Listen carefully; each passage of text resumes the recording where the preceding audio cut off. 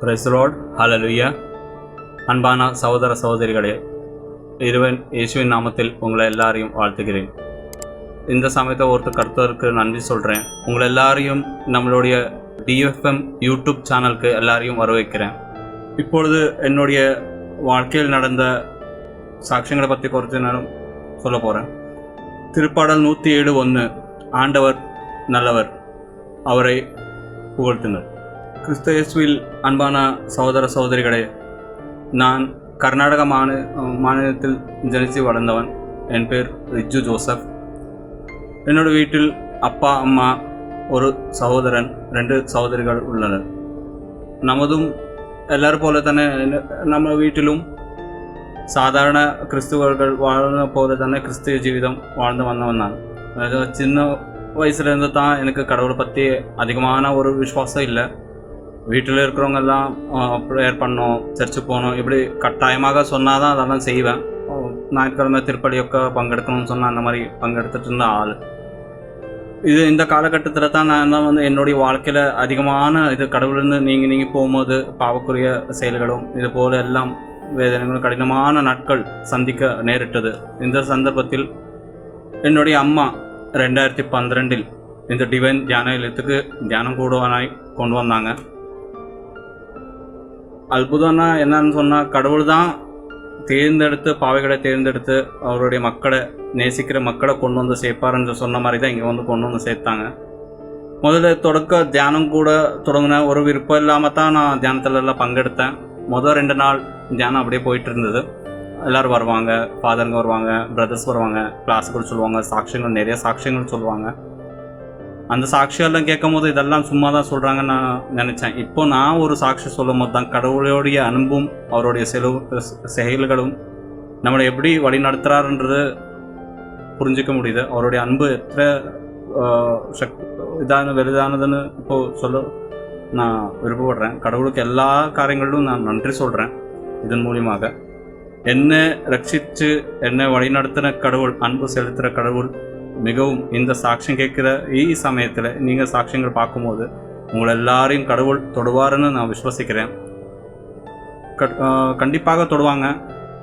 விசுவாசிங்க. எல்லாருக்கும் விசுவாசத்தை கொண்டு வராங்க, கடவுள் கொண்டு வராங்க. அது 200% நடக்கும். ஏன்னா என் வாழ்க்கையில் வந்துட்டு நடந்த காரியங்கள் அந்த மாதிரி தான். அதான் தியானம் கூடி 2 நாள் ஒரு இன்ட்ரெஸ்ட் இல்லாமல் போயிட்டு இருந்தது.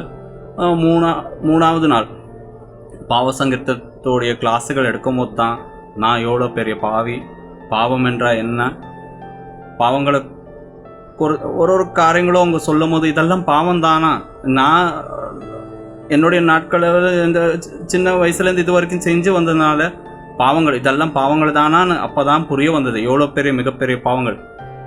எதுக்கு கடவுளுடைய அன்பு நான் அறியல, எதுக்கு புரிஞ்சிக்க முடியல, அவருடைய அன்பு என்னன்னு புரிஞ்சிக்க முடியலன்னா இந்த பாவங்களெல்லாம் என்னுடைய நாட்களை செஞ்சு கடவுள்லேருந்து நீங்கள் போய் கடவுளை பற்றி நான் ஒன்றும் புரியாமல் இருந்தது. பாவ சங்கீர்த்தனத்தோடைய கிளாஸ் அன்று சாயந்தரம் கிளாஸ் நடந்து ஒரு தீர்மானம் எடுத்தேன். என்னதான் இருந்தாலும் சரி, ட்ரை பண்ணி பார்ப்போமே, இவ்வளோ சொல்லியிருக்காங்களே சொல்லணும். அதுலேயும் அம்மா கட்டாயப்படுத்தி தான் பாவ சங்கீர்த்தனத்துக்கும் அனுப்பிச்சாங்க. அதெல்லாம் போய் செஞ்சுட்டு வரணும். இல்லைன்னா அம்மா பின்னாடி நிற்கிறாங்க, அவங்க நிற்கிறதுனாலேயே முன்னாடி போய் நான் முட்டு குத்தி ஃபாதர்கிட்ட அவர் சொல்லுப்பா தம்பின்னு சொன்னாங்க. இப்போ நான் அங்கே கிளாஸில் சொன்னாங்க, அங்கே ஃபாதரெல்லாம் இருக்கிறது, இறைவனாகிய கர்த்தர் அங்கே வந்து இருப்பார், அவர்கிட்ட தான் அங்கே பேச போகிறீங்க. சரி, அதுவும் பார்ப்போமேன்னு சொல்லிட்டு தான் நான் பாவ சங்கீர்த்தனை செய்ய ஸ்டார்ட் பண்ணேன். பகுதி ஆகும் போதே கடவுளுடைய அன்பும் கடவுள் என்னான்னு நான் பார்க்க உணர முடிஞ்சது. கண்ணுலேருந்து அது வரைக்கும் அழாத நான் ஒரு பாவங்களை சொல்லும் போது மனசுலேருந்து கண்ணுலேருந்து தண்ணி அதிகமாக வர தொடங்குனது.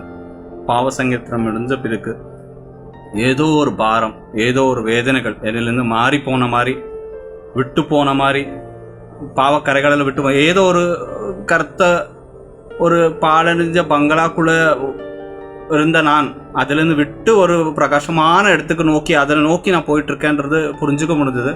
ஒரு பிரகாசத்தை காண முடிஞ்சது. இதெல்லாம் நடந்த பிறகும் இத்தனைக்கு உணர்ந்து தியானம்லாம் கூடணும் நல்லபடியாக முடிந்தது. வெள்ளிக்கிழமை இங்கேருந்து கிளம்பி எங்கே போக போகிறோம்? திருப்பி அதே பாவகரியமான வாழ்க்கையில் தான் போக போகிறோம். அதே வீட்டுக்கு தான் போக போகிறோம். அதே வீட்டுக்கு தான் போனேன். அது வரைக்கும் தெரியாது. நான் ரட்சப்பட்டுட்டேன், கடவுள் தொட்டுட்டார் என்ன. Full strong. நான் இனி போய் ஒரு பாவம் பண்ணவே மாட்டேன், ஃபுல் ஸ்ட்ராங்காக இருப்பேன். கடவுள் கூட தான் எப்போவுமே பேச போகிறேன். அவர் கை பிடிச்சிட்டாரு, கை பிடிச்சி கொண்டு போவாருன்னு. எங்கே கொண்டு போவார்? போனேன், பெங்களூர் போனோம். போய் 4-5 மாதம் ஃபுல் ஸ்ட்ராங்கு தான். 5ஆவது மாதத்துலேருந்து தொடங்குதுங்க மிகப்பெரிய போராட்டம். அப்போ தான் தொடங்குது மீண்டும். அது வாழ்க்கைக்குரிய அந்த நம்ம டென்ஷனுக்குரிய பிஸி ஒர்க்கில் வந்துட்டு நான் ஒர்க்கு செஞ்சுட்ருக்கேன். அதிலெல்லாம் பார்த்துட்டு சர்ச்சுக்கு போகிறதுங்க. உக்காந்துக்கிட்டு நான் ஒரு தூங்கிய 2-3 நாள் ஆகும். தூக்கம் இல்லாமல் சுற்றுற அந்த மாதிரி நிலைமையான நெருக்கடிகள் சந்திக்க வந்தது. தூக்கம் இல்லாமல் இந்த ட்ராவல் பண்ணுற நேரத்தில் தான் ஒரு அவகடம், ஒரு வெளிய இது சம்பவிச்சது. ஆக்சிடெண்ட் ஆச்சு. ஆக்சிடெண்ட் ஆன பிறகு அந்த நேரத்துலையும் கடவுள் திருப்பாடல்களில் ஒரு வார்த்தை இருக்குது, உங்களுடைய துன்பக்குரிய நாட்களில் என்னை கூப்பிடுங்கள், நான் உங்களை பாதுகாப்பேன்னு சொன்னார் கடவுள். அதே மாதிரி தான் அந்த நாட்கள் ஆக்சிடெண்ட் ஆகி நான் கீழே விழுந்திருக்கேன். ஒரு வாட்டி 2 வீலரில் வந்து இடித்தாங்க. ஆப்போசிட்டில் வந்த ஆள், இடித்த ஆள் அவரும் கிறிஸ்துவர் தான். தம்பி தெரியாமல் இடிச்சிட்டா என்ன மன்னிச்சுக்கப்பா, என்கிட்ட ₹1 கிடையாது. ஆளுக்காங்க பார்த்தாங்கன்னா எல்லோரும் அடித்து என்ன கொண்டுருவாங்க, பசங்கள்லாம் இருக்காங்க. அப்போ அவனுக்கு கேட்டது, நானும் கிறிஸ்துவன் தான், மன்னிச்சுக்குங்கன்னு ஒரு மன்னிப்பு கேட்டார். அப்போ கேட்டப்போ தான் நான் கர்த்தர்கிட்ட பாவ சங்கீதனம் செஞ்சு அன்னைக்கு கேட்ட மன்னிப்போடைய ஒரு இது வந்தது. அப்போ அவரை மன்னிச்சு விட்டுட்டேன். அதுவாது நடந்தது. திருப்பி 2வது வாட்டி ஒரு 4-5 மாதம் ஆன பிறக்கும் திருப்பி இன்னொரு ஆக்சிடெண்ட் சம்பவிக்குது. இங்கேருந்து டிவைன்லேருந்து ஃபாதருங்க கால் பண்ணியிருந்தாங்க, எப்படி இருக்கீங்க தம்பி, இங்கே ஒரு உதவி பண்ண வாங்க, ஊழியத்துக்கு அப்போயே அழைப்பு வந்திருக்கு, ஏதாவது உதவி தேவைப்படுது. கடவுள் அவர் ப்ரொடெக்ட் பண்ணதான் கூப்பிட்டுருக்காரு. அந்த நேரத்தில் நான் ஃபாதர் என்ன சும்மா கூப்பிட்றாங்க அப்படின்ட்டு நான் வராமல் இருந்தேன். ஆனால் அடுத்தது விழுந்ததுங்க ஆக்சிடெண்ட்டு. வெளியே வண்டி ட்ரக்கு வண்டி ஓட்டுவேன். ட்ரக் வண்டி ஓட்டும் போது டயர் வெடித்து ஒரு மிகப்பெரிய பாலத்தில் பிரிட்ஜிலேருந்து கீழே விழுந்து மரணாவஸ்தையில் ஆனேன், கோமா ஸ்டேஜுக்கு போனேன். அந்த நேரத்துலையும் கடவுள் காப்பாற்றி கொண்டு வந்தது எங்கே தெரியுமா? வந்து இங்கே தான் வந்தேன்.